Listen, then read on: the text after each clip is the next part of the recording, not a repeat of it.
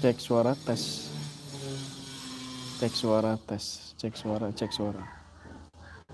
Cek suara, cek suara. Cek suara, tes, cek suara. Cek suara. Nah, ntar saya cek dulu suara. Cek suara. Ntar saya cek dulu suara. Oke.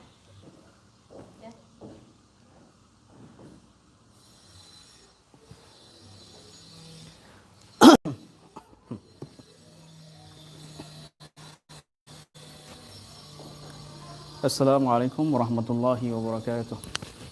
Alhamdulillahilladzi hadana li hadza ma kunna linahtadiya laula an hadana Allah. Allahumma salli ala sayyidina Muhammadin nabiyir rahmah safil ummah muballighin nubuwah wa risalah wa ja'alna wa asabaruka wa hadhil ummah marzuqina bi sihhati wa salama wa sa'adati war rabitah fid din wa dunya wal akhirah wa ala alihi wa sahbihi wa sallim. Rabbi israh li sadri wa yassir li amri wa halul 'uqdatam min lisani yafqahu qawli.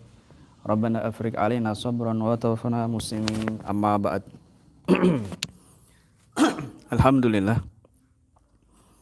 Kali ini saya akan membahas tentang masalah ladunni atau ilmu ladunni. Karena belakangan ini ilmu ladunni berubah menjadi makna yang lain, ya.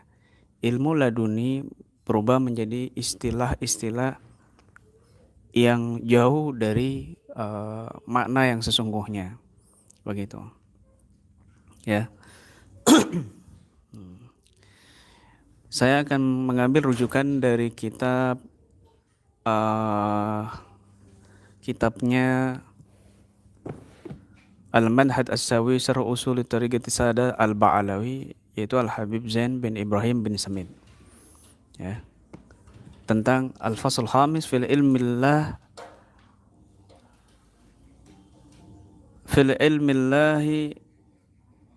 ladunni wa talaki anillah,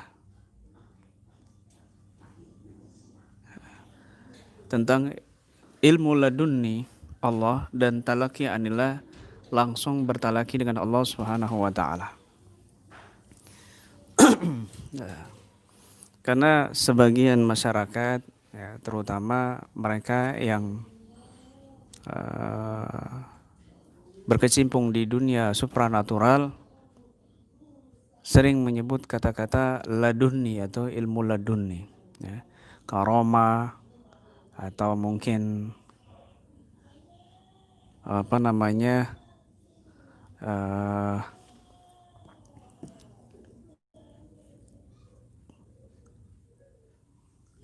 ilmu laduni dan ilmu-ilmu yang lainnya, itu, ya, karomah. Tadi agak sedikit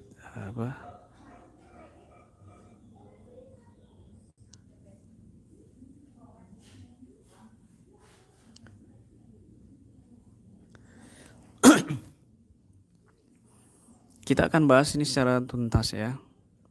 Kita akan singgung secara tuntas, begitu.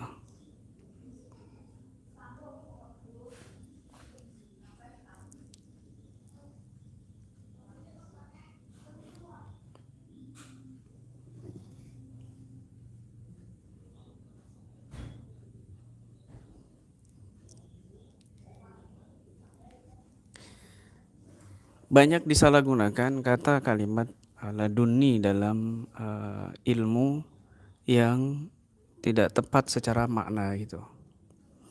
Jadi ilmu laduni yang sering tampil di media sosial itu dikonotasikan dengan mereka yang memiliki ilmu-ilmu karomah, ya, karomah-karomahan maksudnya, ya, seperti misalnya tidak bisa dipukul atau dipukul dia terpental, gitu kan. Nah, ini pergeseran makna yang tidak sesuai dengan maknanya, gitu. Pergeseran istilah yang tidak sesuai dengan maknanya. Jadi bukan seperti itu laduni itu, ya. Apalagi disebut karomah. Karomah itu adalah satu kejadian di luar nalar manusia Ya, satu kejadian yang luar biasa yang Allah berikan kepada para walinya. Itu namanya karamah. Kepada orang soleh, ini namanya karamah. Kepada orang biasa, orang mukmin, itu namanya ma'unah. Itu. Enggak sembarangan karamah Allah berikan. Oh, karamah diberikan kepada orang yang jarang sholat. Oh, ini karamah, ilmu karamah, tapi dia sholatnya bolong-bolong. Oh, ini ilmu karamah. Tetapi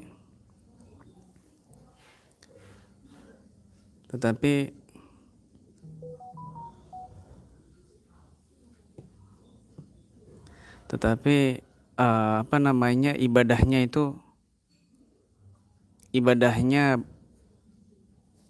berantakan, ya, kocar kacir, maka ini tidak layak disebut karamah. Ya. Yang ada ini namanya istidraj, tipu daya dari Allah Subhanahu wa taala. Bisa jadi itu dari jin dan setan, begitu. Bisa jadi itu dari jin dan setan, ya. Karamah itu terjadi bagi orang-orang soleh, para wali Allah Subhanahu wa taala, dan ini kebanyakan terjadi kepada para sahabat, para tabi'in, ya, setelah sahabat. Karena karamah itu biasanya terjadi untuk penguatan agama. Kalau para sahabat penguatan agamanya sudah cukup dari Nabi Shallallahu Alaihi Wasallam. Tetapi para tabi'in, maka mereka ini kebanyakan dikuatkan dengan karamah-karamah yang Allah berikan kepada mereka yang istiqamah. Ya, seperti terjadi kepada yang disebutkan dalam kitab Haliyatul Auliya, Jami Karamatul Auliya, ya. Ada di situ kisahnya Al-A'la bin Al-Hadrami. Beliau ini suatu hari menuju peperangan, ya. Beliau bersama pasukan kebingungan nyari air untuk berwudu, untuk sholat, ya. Maka beliau berdoa, ya.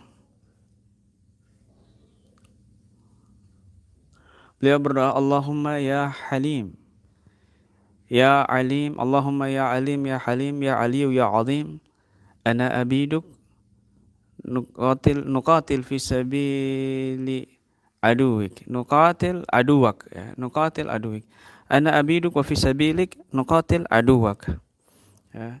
Iksina ghaisan natawaddu bihi wa nasrab wa la yakunu li ahad fihi nasab ghairina. Artinya, ya Allah yang maha mengetahui dan maha bijaksana, wahai yang maha tinggi dan maha agung, sesungguhnya kami adalah hamba-hambamu yang sedang dalam perjalanan untuk memerangi musuhmu. Turunkanlah hujan kepada kami agar kami bisa berwudu dan dapat minum darinya, dan jangan jadikan jatah bagi orang selain kami.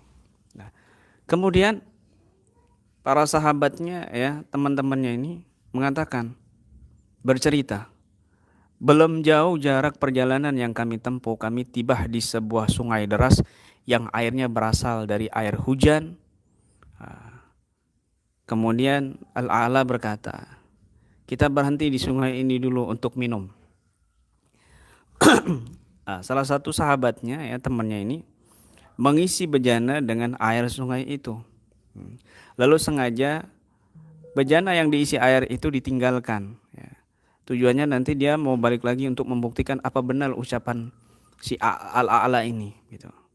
Ya, bahwa nggak terjadi jatah buat orang lain, hanya untuk mereka saja, begitu. Air sungai ini. Setelah sampai 1 mil, ya, 1 kilo, kemudian dia pura-pura, sebentar, bejanaku ketinggalan.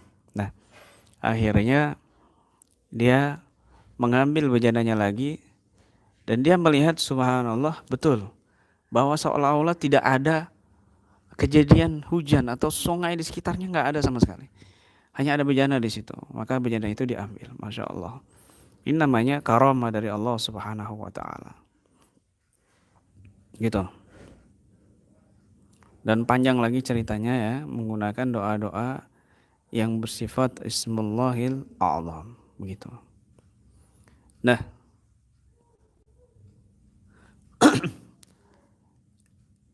laduni ini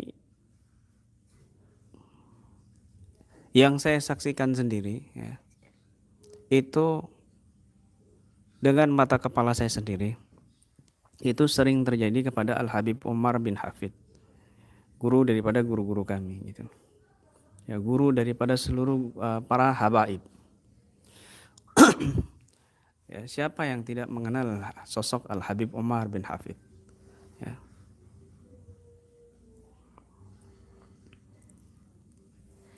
Seorang keturunan Nabi Shallallahu Alaihi Wasallam, ya, percikan cahaya dari sang cahaya Nabi Shallallahu Alaihi Wasallam.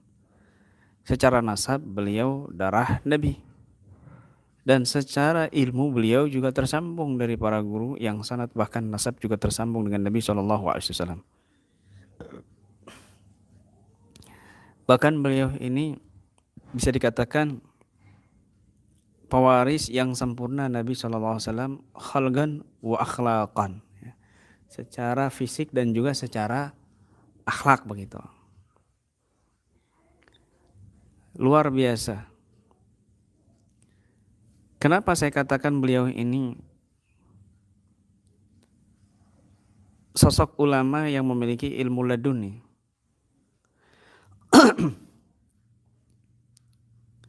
Karena dulu saya pernah mengikuti Habib Umar bin Hafid ke beberapa kota. Penyambutan dan penghormatan kepada beliau yang begitu besar dan program-program acara yang penuh ilmu dan hikmah terjalankan oleh beliau dengan sukses dan selalu membawa kesan bagi para hadirinnya. Hampir tidak ada waktu istirahat untuk beliau karena padatnya waktu beliau dengan samudra ilmu dan hikmah di berbagai daerah. Ya. Yang membuat saya kagum, ya, yang membuat saya terkagum-kagum dengan beliau adalah isi ceramah-ceramah beliau yang tidak pernah sama setiap tempat dan lokasi acara. Di satu tempat beliau berbicara dan ceramah dengan kata-kata indah dan hikmah yang luar biasa, sangat berkesan di hati orang-orang yang hadir. Di setiap tempat yang berbeda, tiap-tiap yang hadir selalu berharap dan antusias mendengarkan dan mendapatkan nasihat beliau yang akan beliau ucapkan. Jadi para jamaah seperti orang yang tengah kehausan menanti minuman yang menyejukkan jiwa dan raga. Dan ajaibnya setiap isi ceramah beliau tidak pernah sama di satu tempat dan lokasi. Untayan kata per kata yang tersusun rapi dan fasih, penuh lautan makna indah bagi yang memahaminya dengan baik. Ucapan yang bersumber dari ruh suci, bercahaya. Ucapan dan nasihat yang tidak dikarang dan diatur seperti para pengkhutbah saat menyusun kata dan nasihat untuk khutbahnya. Mengalir begitu saja jutaan untayan mutiara yang tak ternilai harganya. Mengalir dari samudra hikmah yang tak bertepi keluar dari sisi Tuhannya yang maha luhur dan tinggi. Ini pernah saya tulis ya, artikel ini di Ruqyah Aswaja, website ruqyahaswaja.com, tentang karomah Habib Umar yang sesungguhnya, ya, juz 1 dan juz 2. Dan inilah karomah beliau yang sesungguhnya. Ilmu khusus yang Allah berikan kepada para wali yang khusus. Ilmu yang mengalir dan keluar langsung dari Allah yang maha ilmu dan mendengar. Ya, ini namanya ilmu wahbi atau ilmu ladunni. Ilmu yang diambil oleh orang alim dari Allah kapan saja ia mau tanpa dihafal terlebih dahulu dan tanpa dipelajari lebih dahulu. Inilah ilmu rabbani. Ilmu tidak ada lain bersumber dari hati yang penuh takwa kepada Allah Ta'ala. Ilmu yang kunci pembukaannya adalah takwa kepada Allah Ta'ala.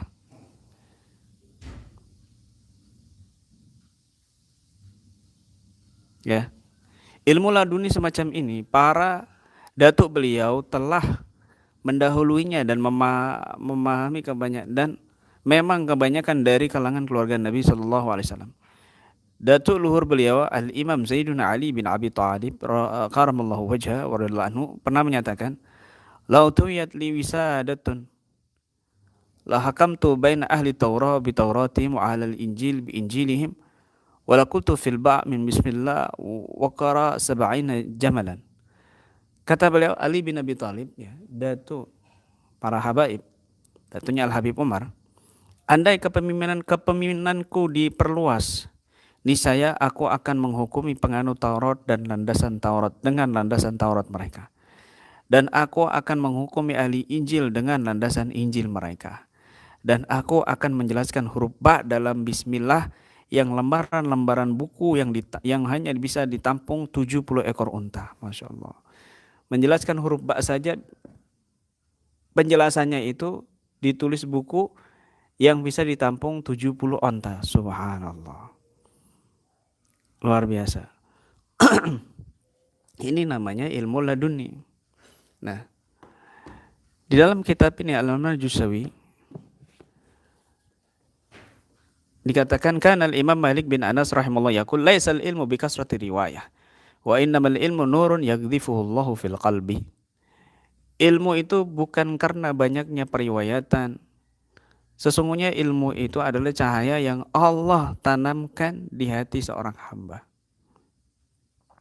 Ya. Qala Abu Yazid Al-Bustami.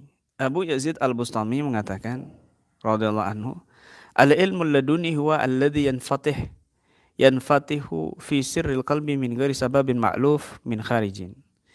Ilmu laduni itu adalah ilmu yang terbuka dari rahasia hati tanpa sebab yang dibuat-buat dari luar. Beliau juga mengatakan laisal alim, orang alim itu bukanlah man yahfadhu ilmahu min kitab. Orang alim itu bukanlah orang yang menghafal ilmunya itu dari satu kitab. Fa idza nasiya sara jahilan. Kalau dia itu lupa, ya, dari kitabnya itu yang dia baca sara jahilan, dia akan bodoh. Kalau dia orang alim itu bukannya dia bisa baca kitab. Dia alim cuma bisa dengan kitabnya saja. Tetapi kalau nggak bawa kitab nggak alim. Atau dia lupa nggak jadi alim. Bukan. Kata beliau. Bal man yakhudhu ilmahu min rabbih. Akan tetapi orang yang alim itu adalah orang yang mengambil ilmunya dari Allah langsung. Ay waqta sya'a bila hifdhin wala darsin. Mengambil ilmu langsung dari Allah Subhanahu wa taala kapan saja dia mau, tanpa hafalan dan tanpa pelajaran, tanpa dia pelajari. Wa hadha huwal alimur rabbani, dan inilah yang disebut dengan al-alim ar-rabbani. Jadi enggak heran ketika Al-Habib Umar bin Hafid, beliau di satu tempat ceramahnya berbeda. Kemudian dalam satu hari itu bisa 4 sampai 5 kali acara, 4 sampai 5 kali ceramah, itu ceramahnya temanya berbeda-beda. Temanya itu tentang ini, temanya tentang itu, temanya enggak ada yang sama ceramahnya itu. Itu dalam waktu 3 bulan, enggak ada yang sama satupun ceramahnya. Satu hari saja kita ini sudah kebingungan mau ceramah apa. Kadang-kadang satu ceramah ini kita bolak-balikin. Bisa-bisa 1 minggu kita ulang-ulang itu ceramah. Ya. Tapi beliau dalam 1 hari ceramahnya beda. Besok juga beda lagi. Jadi yang saya perhatikan ya, di Indonesia, saya ikutin di Indonesia, ceramahnya beda semua. Kan sekarang sudah ada streaming. Jadi kadang kalau jauh itu kita ikutin lewat streaming. Itu ceramahnya tentang perbedaan lagi, tentang yang lain lagi. Kemudian nanti ketika di Indonesia ini 2 minggu, ceramahnya tuh nggak ada yang sama. Pindah lagi ke Malaysia atau ke Singapura, itu ceramahnya juga nggak ada yang sama. Dan itu semuanya ilmu yang sangat berkesan sekali bagi orang yang mendengarkan ceramah beliau. Ini luar biasa sekali. Ini sangat luar biasa sekali. Inilah yang disebut dengan ilmu laduni begitu. Inilah ilmu laduni yang sesungguhnya. Inilah ilmu laduni yang sesungguhnya begitu. Ya. Jadi laduni itu bukan ilmu laduni orang yang dipukul mental, orang yang nggak bisa dipukul. Ini salah kaprah ya di dalam menamakan ilmu laduni. Jadi jangan mengatasnamakan ilmu laduni tetapi hanya untuk kayak gitu-gituan gitu loh. Karomah-karomohan dan lain sebagainya. Ini ngaco sebenarnya. Ini harus diluruskan gitu loh. Ini harus diluruskan ya. Itu orang dipukul nggak bisa atau kaku dan lain sebagainya. Itu ya, kalau orang lain yang memukul pasti nggak kaku. Kalau orang lain yang memukul pasti kena gitu loh. Kenapa? Karena di dalam alam bawah sadarnya itu sudah terjadi bad system, satu mindset di mana alam bawah sadarnya disugesti, ya, disugesti bahwa gurunya ini atau pengajarnya ini memiliki kekuatan, memiliki kekuatan. Ketika alam bawah sadarnya menangkap hal ini dan disuruh memukul dengan kekuatan penuh atau emosi, maka sudah pasti tidak bisa dipukul. Maka sudah pasti terpental dan kita mau apain saja terserah kita. Kita membuat dia kaku, buat kita lemes, itu bisa terjadi gitu loh. Ini namanya blade system gitu loh. Dan ini anak kecil pun bisa seperti ini, bukan laduni ini. Ini bukan laduni gitu loh. Ini permainan gitu loh. Ini namanya permainan sugesti gitu. Bukan laduni. Makanya coba aja mereka yang mengatakan itu ilmu laduni, ketika dipukul mental dan sebagainya, sini coba yang mukul orang lain, coba pasti kena pipinya, pasti kena badannya dipukul gitu loh. Kalau yang mukul santri-santrinya yang sudah di doktrin, yang sudah dikuatkan mindsetnya bahwa dia itu orang sakti gurunya, ya pasti nggak bisa begitu loh. Makanya kan pernah terjadi itu ya, ada ahli kungfu di luar, ada ahli kungfu yang murid-muridnya itu terpental semuanya. Ya, sempat viral kan. Kemudian ditantang sama MMA. Akhirnya diladenin lah, setujui tandingan ini dan disiarkan secara publik, rame waktu itu. Baru beberapa detik, beberapa menit sudah babak belur. Si ahli kungfu itu yang sempat viral kalau dipukul sama santri-santrinya tuh mental. Tetapi ketika tanding dengan MMA, dalam hitungan nggak nyampe 1 menit babak belur si ahli kungfu itu, berdarah-darah, nggak kuat bangun gitu loh. Jadi kenapa? Karena MMA ini nggak ada termindset pikirannya, alam bawah sadarnya bahwa si ahli kungfu ini hebat, sakti, dan lain sebagainya. Dia harus bisa mengalahkan begitu loh.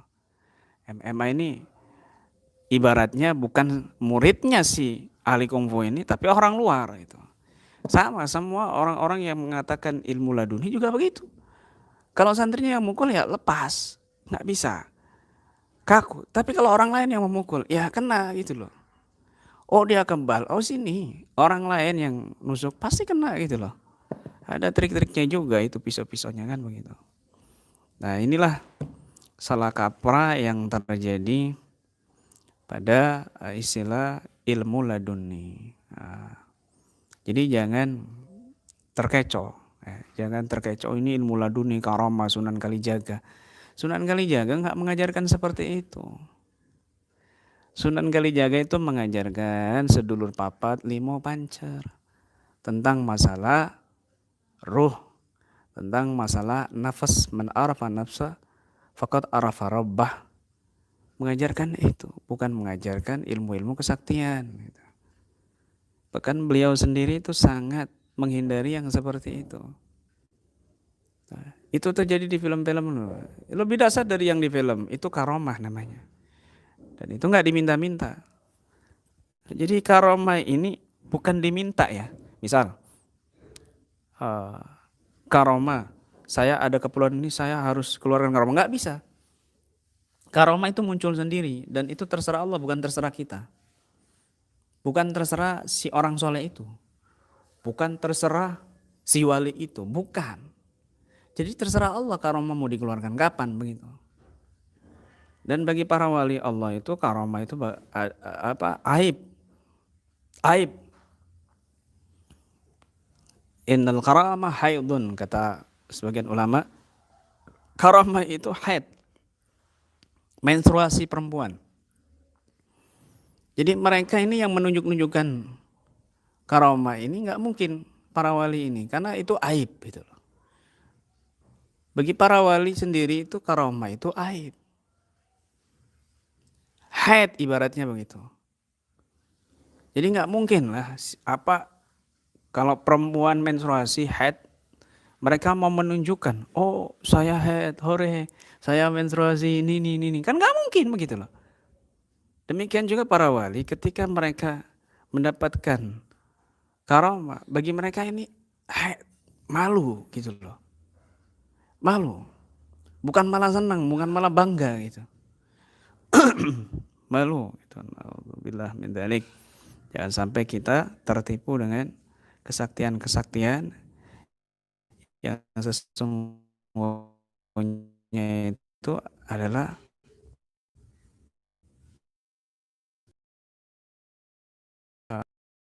ilmu hipnotis, ya, ilmu sugesti dan lain sebagainya. Ya kan seperti itu. Ya. Ini satu hal yang perlu kita pahami, bahwa jangan mencari kesaktian. Kalau kamu niatnya mencari kesaktian, maka kamu akan dijumpai dengan orang-orang yang ambisi mencari kesaktian. Akhirnya kamu ketemu dengan orang-orang yang ngeblank, orang-orang yang gila kesaktian, ya. Orang-orang yang gila kesaktian.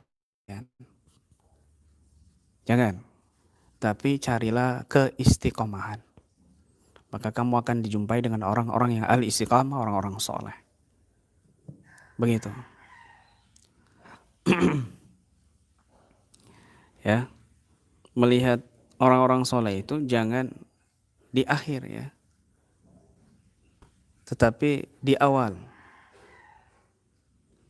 Ya, dikatakan dalam salah satu makalah, man nadarna fil bidayah faqad takhallaq wa man nadarna fil nihayah faqad tazandak, atau kama qala.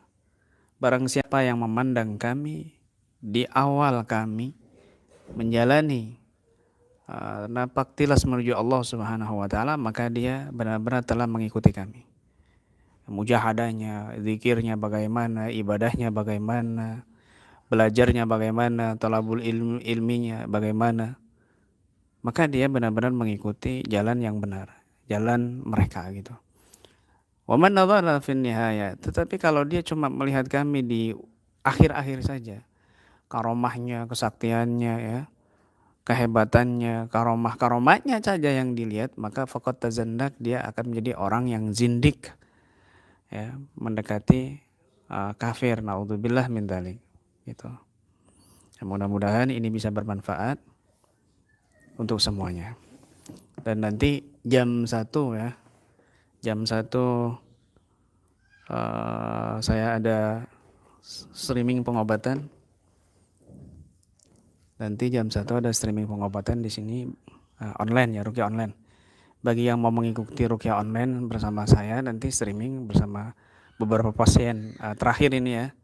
Karena sebentar lagi saya akan mengadakan silatda se-Jawa Tengah ya, silaturahmi daerah seluruh PC se-Jawa Tengah. Ini harus ada persiapan-persiapan yang matang semuanya yang harus kita siapkan. Jadi untuk pasien kita liburkan dulu karena betul-betul sibuk ya. Beberapa minggu ini betul-betul sibuk untuk menyiapkan segala sesuatunya. Pembangunan di atas juga masih belum sempurna begitu. Jadi jam 1 siang nanti ada ruqyah online, mungkin penanganan live streaming yang terakhir gitu. Live streaming yang terakhir, yang mau mengikuti silakan. Yang mau mengikuti silakan, siapkan nanti jam 1 siang insya Allah atau setengah 2 ya, setengah 2 ya. Demikian yang bisa saya sampaikan,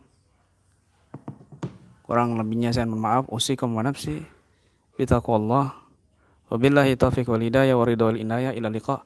wal afa minkum. Assalamualaikum warahmatullahi wabarakatuh.